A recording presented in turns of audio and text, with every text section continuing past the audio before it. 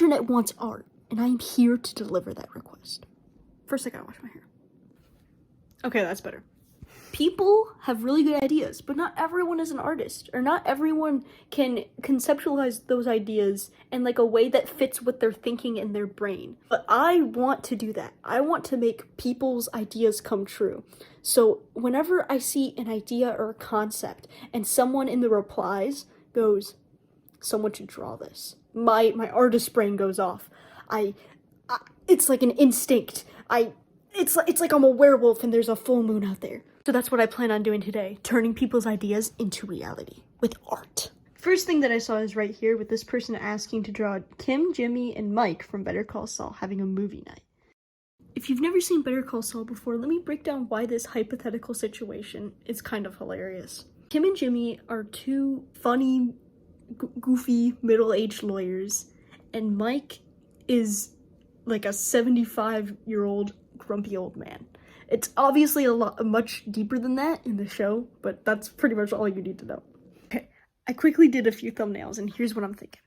Now, first I was thinking, oh, Kim and Jimmy will be together, and Mike will be off to the side, because they're lovers, and then Mike's just kind of there. And I did that 2 times, him on the other couch, because they do have 2 couches in their house, and one where they're on the same couch. But then I thought, if it's funnier if he's in the middle of it. So I drew this out, and then I looked at a reference of their actual living room in their house, and I noticed that this part of the couch actually juts out. So in my final thumbnail sketch, I kind of drew it like jutted out. And then these 2 people could be either Kim or Jimmy, and then this is Mike in the middle. It just works as either of them because they're both just silly, goofy lawyers. And this is pretty much what I have so far. They're both kind of like in the popcorn, not paying attention to the movie, and Mike's gonna be pissed off and he's just gonna be straight watching the movie. So this is gonna be interesting.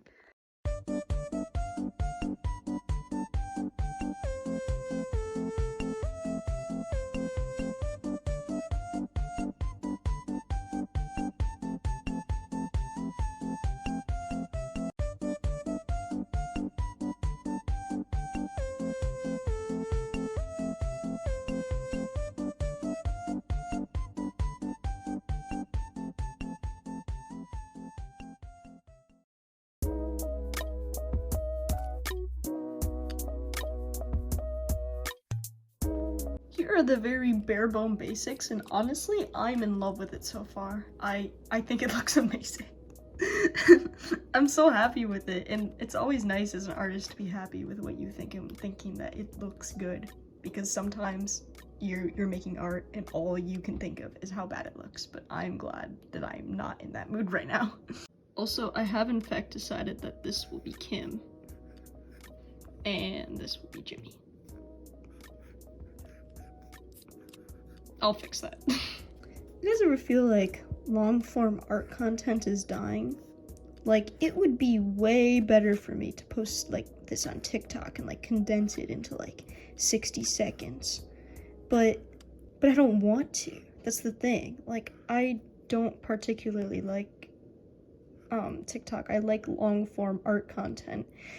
And I love watching it, but I feel like it's just dying. And it's kind of sad, honestly.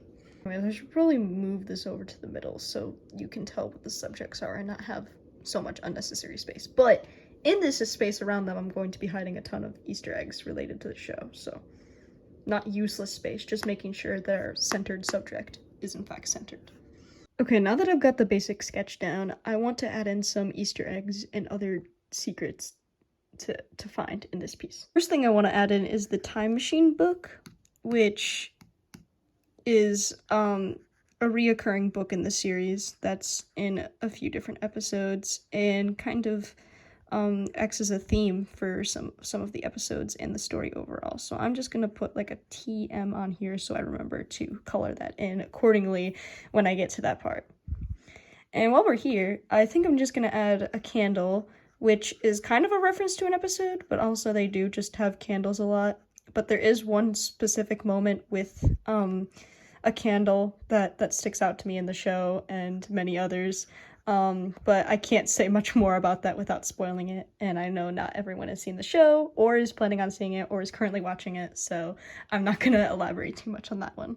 I think I'll add like a little shard of glass here, in reference to one of the characters that had died. I also think it would be pretty funny, instead of a popcorn bucket, they're actually eating out of a Los Pollos Hermanos bucket, so I'm gonna just put in Los Pollos so I remember to draw that in. And I'm also gonna add a little sticky note coming out from behind this painting to represent something that they may or may not be plotting behind that painting. And obviously we cannot forget about the world's second best lawyer cup, which is tucked away in this cabinet. And also right here on my little Saul statue. I've added in a few more details, but I think it's time that we get to the good part. I used to think that I was taking away from other artists by making like art videos, or like that like I didn't deserve to make them because I wasn't like an expert, but I don't know, from my time away from making videos, I kind of realized that you don't need to be an expert in anything. If you enjoy it, that's all that matters. And I'm sure, you know, a lot of you have heard it 1,000 times before, and so have I, but I never, you know, really let it sink in and let me, like, realize, like, it doesn't matter if you suck at it. It doesn't matter if people hate it. What matters is, are you enjoying it? Are you having a good time? And it's the same thing when it comes to like the success of this video. Is this video going to get more than 20 views? You know, there's a chance it's not. And I'm okay with that chance because I love making the video. I love the process. I love looking back and seeing what was I thinking in that time. What was my brain thonking in that time while I was making that video? And I've just learned to appreciate that and have this more be a diary than for it to be like something I want to have success in. And it's something that's very eye-opening. And as someone who, you know, was making videos for a long time, it wasn't always like that. I was, you know, one of the kids who wanted to be like Markiplier and PewDiePie and Jacksepticeye. But I've learned to lose that expectation. And once you learn to lose that expectation, you can truly like start to just have fun with it. And that's what I think is amazing. Oh my god, I'm laughing about it and I haven't even started talking yet. I remember one time I got a comment on my video, and it was a video that was kind of rushed. It was when I was actually like posting on like a consistent schedule, and I thought that like that was like the key to my dreams. But I was posting on a consistent schedule, and I had to rush a video because I was busy doing other stuff. And I posted it, and I remember a few hours later I get a comment that says, "Critique of this video," which is just, you know, a weird way to start off your comment in the first place. But more than that, it was someone who was using all those fancy fonts. Dude, this person was pulling out like 12 different fonts to say the words critique of this video, and they had like the little like butterfly emoji. Not emoji con, I guess, because it wasn't like the actual emoji. It was like the weird text things and like the weird little circles that look like bubbles and stuff. Bro pulled all of this out to like critique my video. And I'm gonna be honest with you, I didn't read the comment. I immediately saw that comment and I deleted the video. Like, that's how so scared I was of hate, because I knew the video was rushed. I knew it wasn't the best video ever made, but I thought it could help some people out.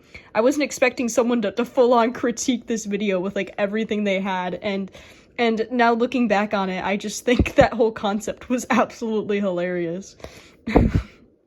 Guys, you'll never guess what. The line art is finished.